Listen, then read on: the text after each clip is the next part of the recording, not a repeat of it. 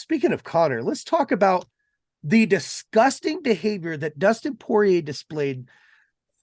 Guys, let me tell you, this innocent fan just tried to get a handshake as one would when he sees a fighter he likes. Far be it from me to defend Dustin Poirier because I can't stomach that dude. Oh, we can't. But everything that is about to come out of Stan's mouth right now, is 100% with the lenses.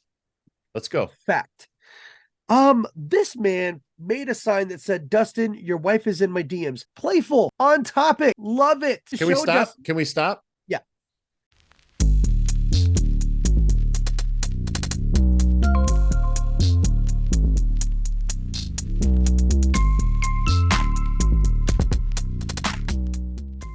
Hey, what is up, everybody? It is Dirty and DZAN. What is up, people? This is episode 3 now. Friday, March 3rd for you. How's episode 3. Yes. How you doing, Dirty D? Oh, come on, man. You know I've been better. Yep. I've been better. Here we are. The good news is that it's March, and this is the deepest and the longest that the Wings have been relevant in a season in about 5 or 6 years. So they obviously lost 3 in a row, but what's worse is the last 2, they got absolutely annihilated physically. And by the way, Brady Tkachuk, right there. Ooh. It was an ugly couple of games for the Wings, and very disappointed. But as I said, it's March 1st. Well, it's March 3rd. But it's March 1st right now, and the Wings are not out of it by any stretch. I mean, the reality is they could go on a run and still make the playoffs. It's not likely at this point, especially based on the last couple of games that they've played. The game that they lost the other night prior to the Ottawa games against Tampa, they actually outplayed Tampa big time. Quite honestly, it wasn't even that close. It just, the few shots that Tampa got went in, and that's hockey. Sometimes it happens. Sometimes you'll just outplay a team, and it's hockey and it's basketball. Very, very similar in that sense. You just never quite know. You're not 100% sure how a game's going to go all the time. So as bad as the past couple of games have been, it's been an exciting season. And obviously, I don't want to sound like a Browns fan here, but next year or a Raiders fan. Yeah. Well, the Browns fans have been saying it for 50 years though. So, but in all seriousness, I think next year will be a breakout season for the Red Wings. And, we've got a lot of money in the cap to spend, a lot more than most teams have. Right. I cannot imagine that this offseason is going to go by without Stevie making a major, major move. So, is effed up as I'm feeling right now about everything, there's a lot of brightness in our future. Right. So, still some optimism to cling on to there as we continue down this stretch. There's still a lot of game to play. There's still almost 20 games left, but this is my favorite time of year, because we're in playoff mode. Right. March 1st. I mean, we're not in the playoffs yet, but everybody's in playoff mode. Right. So the physicality steps up. You're going to get some nasty, nasty hockey. And that's my favorite kind of hockey. So it is a good time of season for that. A little bit more physicality in the games coming up for sure. I love that. We have a really big card coming up tomorrow. UFC 285 is going down. The 3-year layoff of John Jones and Valentina Shevchenko's next victim. I'm sorry. And Valentina Shevchenko's, Next victim. here's Valentina, and here's Valentina Shevchenko's next husband. Oh, so, there you go. I'm putting it out there, Valentina. Yep. Look I'm at married. I am married, so we'll have to if deal you're with cool that. With that. Yeah. But we'll figure it out. We'll figure it out. Have your call people, call his people. We'll be all good. We'll be all work good. It out. Bo Nickel is making his debut. One of the biggest UFC, definitely the biggest debut since Patty has came. That's a good fucking hype is real with Bo, and to go up against another highly touted prospect, Jamie Pickett. Wow. We are going to be in for some fireworks to kick off the main card. Dirty D, how do you see this fight going? Bo Nickel. Bo Nickel. I see Bo Nickel. Bo Nickel. Hey, that's a fighter's name, by the way. Oh God, yes, Bo it is. Nickel. Come on, Bo. Come on, yes, man. Yes, absolutely. He's gonna bow up. Do we know what his nickname nickels is? Are gonna come out of your ass. He doesn't have a nickname yet, huh? I don't think so. I don't think so. Bo, he needs a really good nickname. You know what Dimes I mean? and his name is Dimes and Bo Dimes and Nickel. I love it. I love it. Jamie Pickett is a fascinating striker, but I mean, Bo is just so all around, man. He's gonna bring him into deep waters, and it's gonna be rough. I think we're gonna get a great debut from Bo Nickel. I got Bo as well. Yeah, I do too. We know that the UFC does this, where there's a guy they want to highlight, whatever, and it's usually set up for a highlight. Oh yeah, and the same goes with the next fight when you have like train A and train B, and you know that they just go forward no matter what. We have Gamrot versus Jalen Turner. I got Gamrot all the way. Gamrot is just a monster. He throws with ill intent every single time. He's nasty. Jalen Turner is all around good, but man, Gamrot is just on the come up, dude. I don't see him losing this fight. It is definitely going to be fireworks. With that. Yeah. Fireworks. Shavkat Rakhmonov. I always mess up on his name every single time I try and say his name. I always mess it up. But dude, him and Jeff Neal, are you kidding me? Every single fight that they're putting out, like this main card is. But I gotta say, it's been a long time since I've heard the name Jeff Neal. It's been a minute. It's been a long time. So I'm a little concerned there. Agreed. And I think that this is kind of like the first fight where they just kind of line up a really good opponent with a good name. Right, exactly. And Shavkat, he is just on his way, man. He is just on his way, shredding through people. So yeah, that's an easy one. Me and Dirty are all lined up and agreed on the first three of these so far. Now we have the two main events here. We have Valentina Shevchenko versus Alexa Grasso. I'm not taking anything away from Alexa. She is great on the feet, but there is a difference and there's levels between great fighters and greatness, and Valentina is just greatness. I see she could quite possibly go on to be the greatest of all time. Yeah, absolutely, man. She very well could. Absolutely. She had everything in the bag leading all the way up until this fight. Given the fight before last, it was a little shaky with people saying she lost the fight.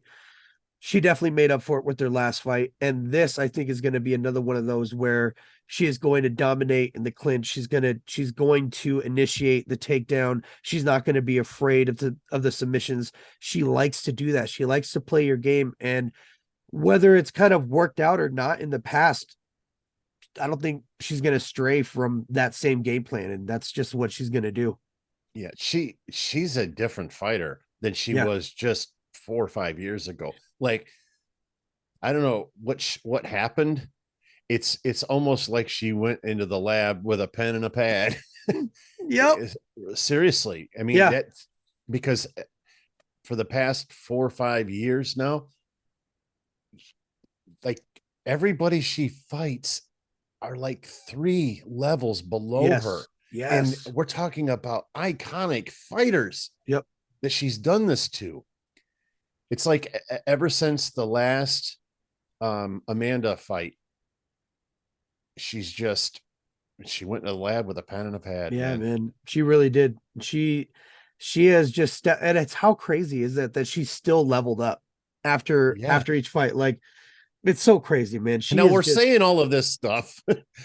And then it seems like every time we're this convinced, something yeah. falls off the rails, you know? Usman and Edwards, we Exactly. ate a lot of crap for that one. That I mean, that Yes. was bad. That was Rightfully bad. so. Yeah. But I don't, man. All right, we'll see. We'll see. We obviously both have Valentina Shevchenko. Now, with 100%. this one, we got to call it. I see this one being a TKO in the second Oh, yeah. round. Valentina Shevchenko, round 2 TKO. I'm going to go round 3. And we don't have to pick the minute, but I'm going to say in the first couple of minutes, though, in round 3, I think I think Alexa will probably get to the point to where, she's able to kind of navigate her way through the second round. But I think that it'll probably be an energy dump.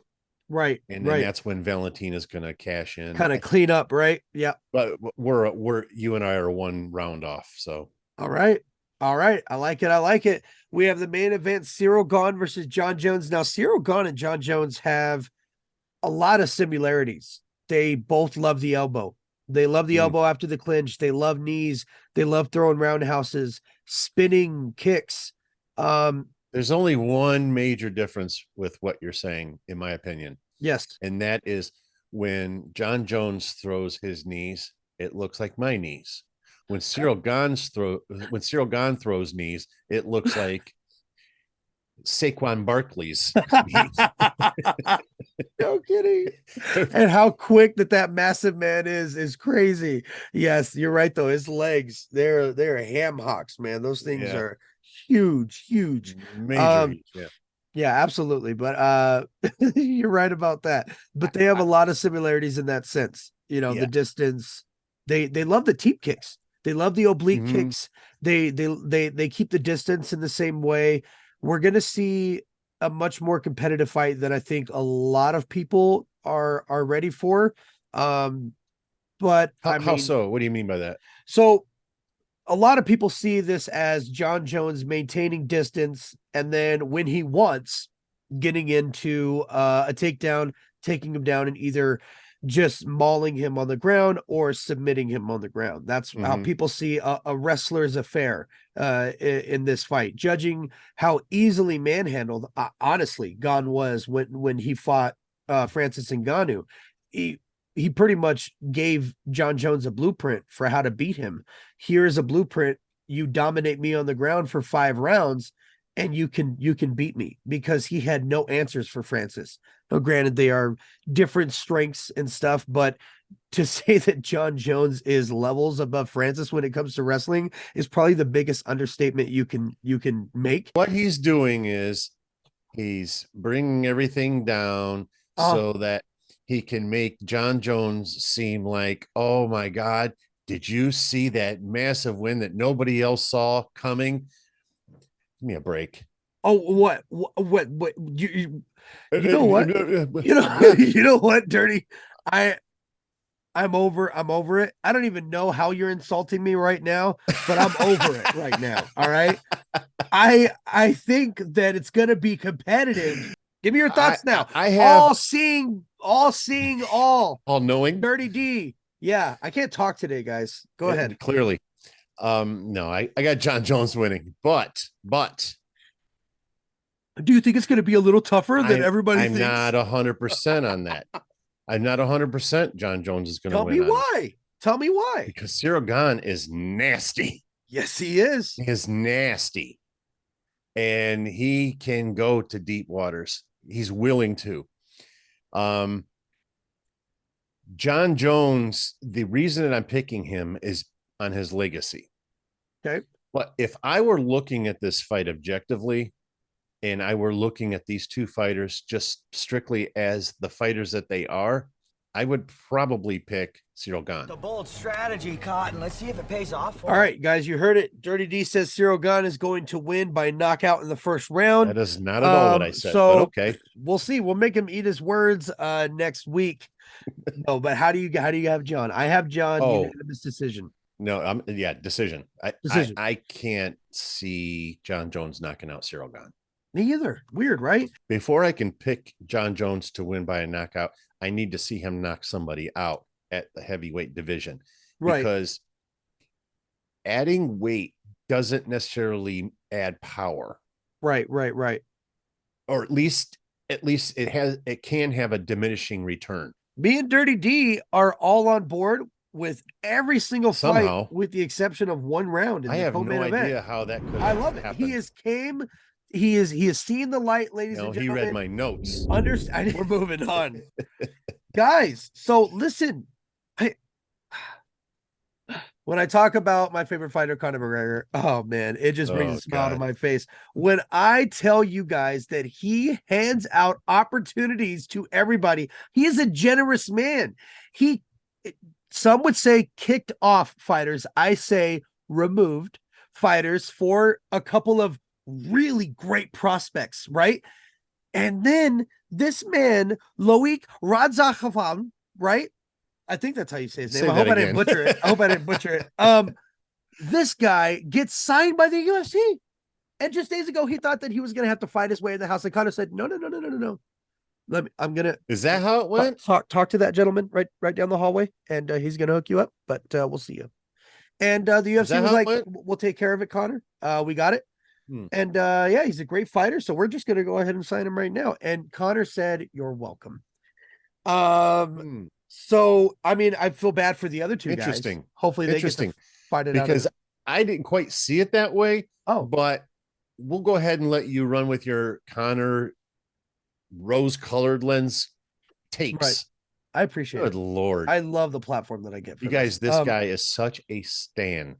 No, I only tell the truth. So many ways. I only tell the truth and I leave it there for everybody's interpretation. That's just so many ways. That was how I interpreted it. So congratulations, Loic Radzakhavan. And congratulations. Speaking of Conor, let's talk about the disgusting behavior that Dustin Poirier displayed. Guys, let me tell you, this innocent fan just tried to get a handshake as one would when he sees a fighter he likes. Far be it from me to defend Dustin Poirier because I can't stomach that dude. Oh, we can't. But everything that is about to come out of Stan's mouth right now, is 100% with the lenses. Let's go. Fact. This man made a sign that said, Dustin, your wife is in my DMs. Playful, on topic, love it. He goes to show. Can we stop? Yeah. All right. So let's talk about this, people. So there's a man on the side holding a sign that says, Dustin, your wife's in my DMs. Right. Dustin is there with his family. Right. His wife and daughter. His wife, his daughter. So cute, by the way. Right. And there's a man with a sign feet from him. Innocent man. Right.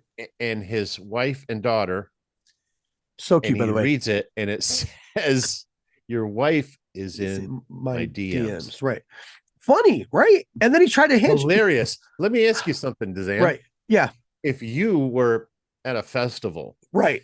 And some guy walked up to you and said, hey, bro, your wife's in my DMs. Yeah. That's what Conor told me. That's what the great told me. So that's how your reaction would be. You're thinking about me. I'm on the lips of everyone. What's up? Would you like a signature? That I would have signed the sign, take a photo with the gentleman, shook his hand and sent him on his way. But instead, he had to slap the gentleman's hand away from him and then act like he's going to get out of the car like a raging lunatic. I'm so glad everybody got to see Dustin's true colors. I mean, are you ready to move on? We have known about Dustin's true colors. So yeah, let's move on. Shout out to Conor. All right, guys, we have had some amazing fights announced just recently this past week. Let's go through the list. they're gonna make our boy Beneil Dariush fucking fight again before a title shot, and his hardest challenge to date, Charles Oliveira versus Beneil Dariush, going down UFC 288. Wow. I mean, Wow. it's a killer fight. This is the fight we wanted when Oliveira had the title. But this is what we wanted. It's so unfair. It's very so unfair. unfair. We love Beneil Dariush. Yeah. DZAN and I loved Beneil Dariush. If he had been given an opportunity, I believe that he would have been champion at least for a fight or two. Right. But he has been given the hard road left and right. Almost as hard as Charles Oliveira had. Charlie had to wait a long time, but the only difference is Charles had fucking losses in between those. Beneil didn't. So, I mean, come on. Beneil is, listen, when we talk about the grind. I'm trying to clean up his mouth and it's not working.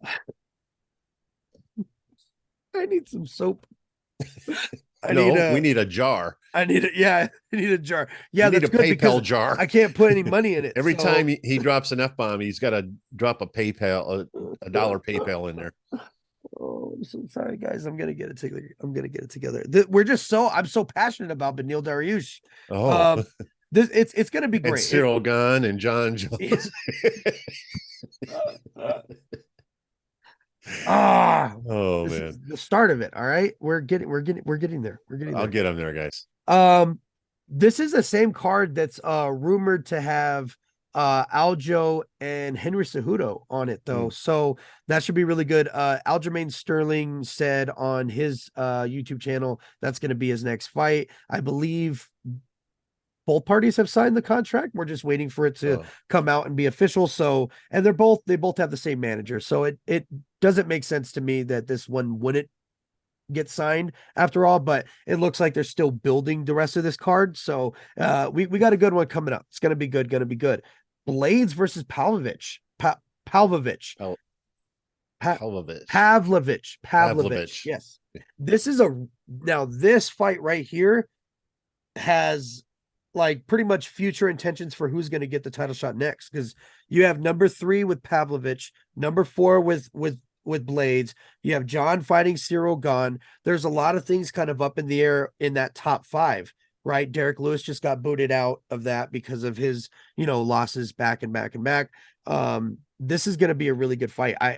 Blades is a killer, man, and he 100%. Yeah. You can't doubt him, because when you do, you get one of the most vicious knockouts that he can put on a highlight reel. You know what I mean? So this is going to be and he can wrestle. Show. Oh yeah, and he can wrestle, man. And people forget about his wrestling skills. People forget because of how vicious. Because he doesn't really always utilize them. Exactly, he doesn't have to. Right? He doesn't have to. Right. He just focuses on what gets him to win. Right? And when you're in a 5-round fight in the UFC at heavyweight division, and you're even on a co-main, right?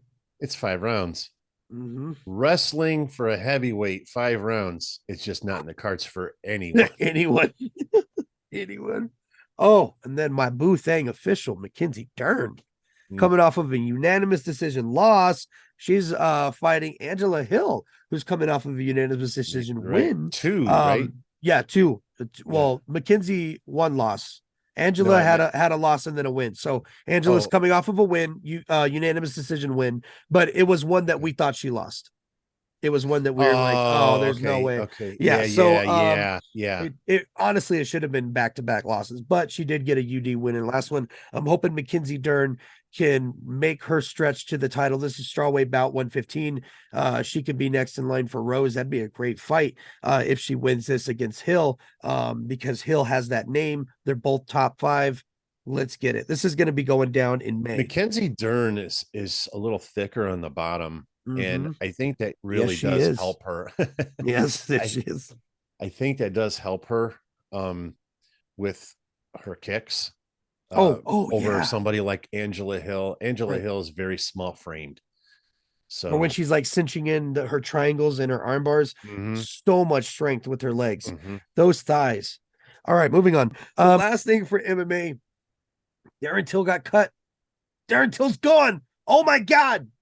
with 2 fights remaining. Yeah. Wow.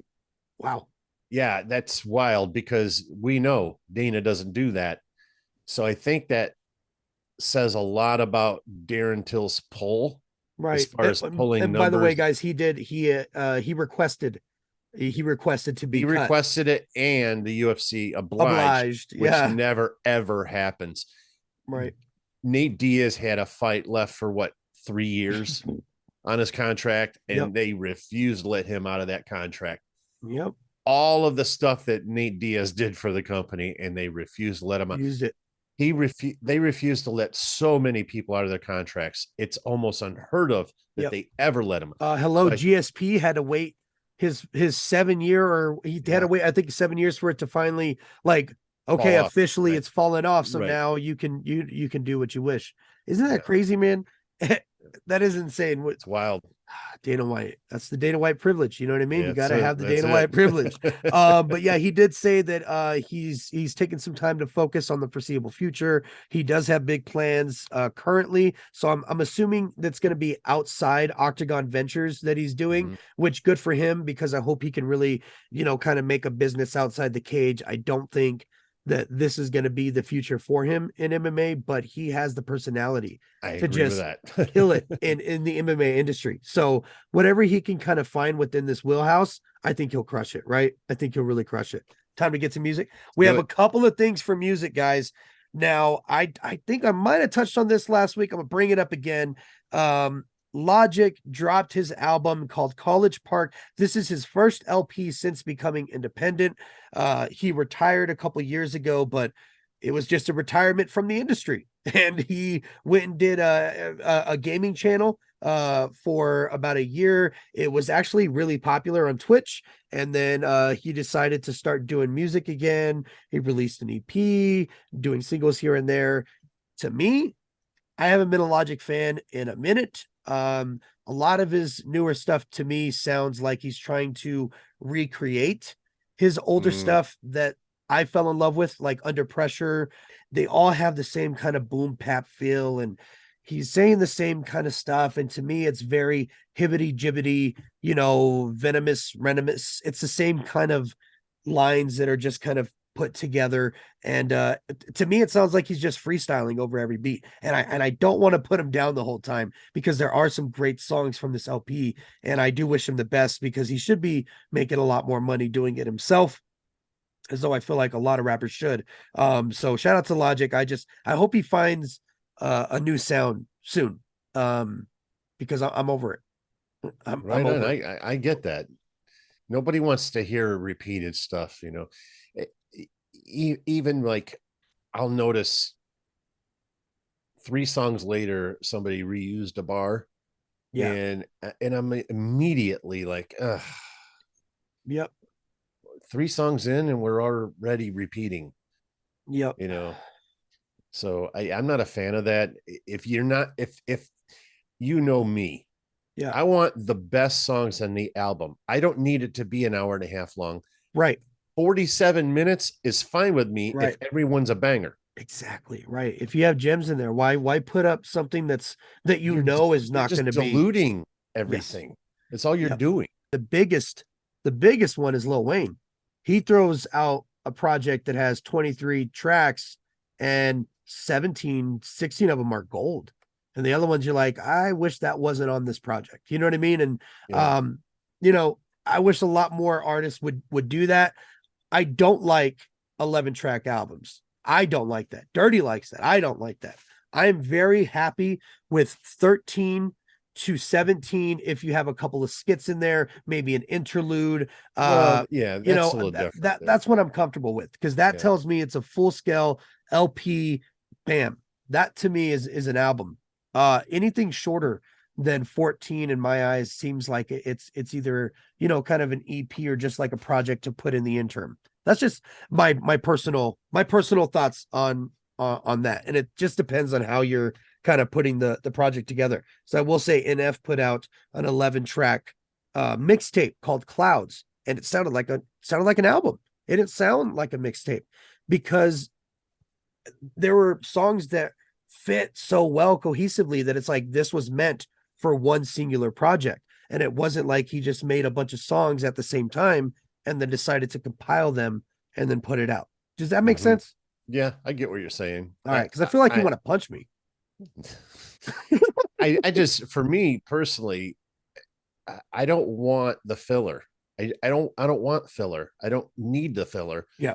Just give me the good shit. Let me ride, Yeah. That's just how I feel. But I think we're both right. As far as like, interludes and, little skits and stuff like that, you can put 10 of them in there. I don't care about that. That doesn't bother me.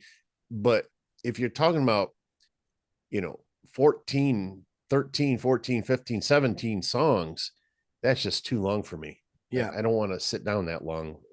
You just get, in my opinion, you just get fatigued. Yeah. Listening, mentally fatigued. If I'm listening to a song that takes, or an album that takes an hour and a half, it's just not going to be as impactful for an album that lasts an hour mentally. Right. That's just my thing. So Understood. I get it. I'm right, but Dirty has some opinions. Shout out. I love it. Shout out to Lil Wayne, man. Lil Wayne put out a single called always Can't Nobody. Shout out to Lil Wayne. And he featured DMX. It has a small sample from DMX, but those who know it's a big deal to have, to be featured on there. And then, you're getting, part of the income that, that what is he made did from is that. just, it's amazing. It's amazing. It's Wayne, and that's why we love Wayne. And he released the single, and then he released the music video for that. Really dope, man. For if you got some time, go check out Can't Nobody with a K, Can't Nobody single featuring DMX. Really, really dope. I am waiting for the next Wayne project that I am waiting, man. Yeah. The Carter 5 was fantastic, but I'm waiting. I want something. Funeral. No, that wasn't it. So I skipped over that one. Yeah. I'm waiting for the next big one. I want a mixtape. Yeah. Oh man, I would love a Lil Wayne mixtape. I want a mixtape. Nobody beats mixtape like Lil Wayne. Fuck, man. Lil Wayne is just, he kills it. He kills it every time. I love his mixtapes. I love him. And then the last but not least, before we get out of here, I know I'm a little late to the party, guys. This song has been usually everywhere. Thank you, Dirty D. This song has been everywhere. I'm always here for you. It's been all over the internet, all over YouTube. Some of my favorite reactors have reacted to it. Some of my favorite reactors haven't yet. But it is an amazing song called Watch the World Burn from a band called Falling in Reverse. And of course, it jumped on my radar because of the way that the song sounds. It is very hip hop driven.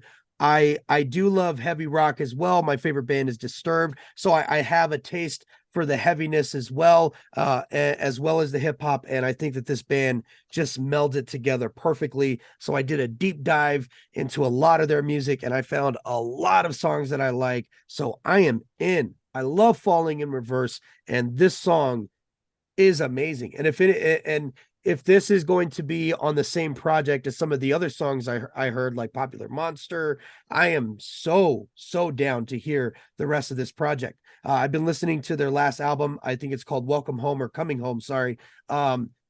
Very heavy metal project, but there is still a lot of hip hop influences in it too. So great band. I'm very excited. I always love listening to new music that I've never heard before. As Dirty D can attest, hello, that's what he does. He loves to listen to that new stuff, broadens his horizons, you know what I mean? And it's always fun, you know what I mean? It's like Christmas. You're like, you get to open up another one and get to see what that's about, right? Absolutely. When you find an artist that you really, really like. So shout out to Falling in Reverse. It's always nice to find a new artist that you're like really into. Yes. Because I don't care who you are, and you grab your phone and you play that same thing you just listened to 3 days ago, it gets old, man. And as much as you might love that album, having something new to listen to, yep, it's always nice. Always nice. Well, guys, listen, we didn't beat you up in the beginning to like, comment, and subscribe. So we're going to do it right now if you've made it to the end. What are you doing? You watched us this whole time. You haven't liked it. You haven't even commented. You're not even subscribed if you're watching us for the first time. What are you doing? Hit all the buttons. Hit all 3 of those There buttons. are people out there that do that? Yeah. About 6 or 7 of them a week. Oh, Sometimes. come on. Sometimes more. So You gotta be kidding me. please, guys, thank you so much for all your support. We love it. We love it. I am going to go clean up my mouth for about 13 minutes, and we will see gonna help you 'em. guys next week. Peace out. Peace, guys. That only costs like 60.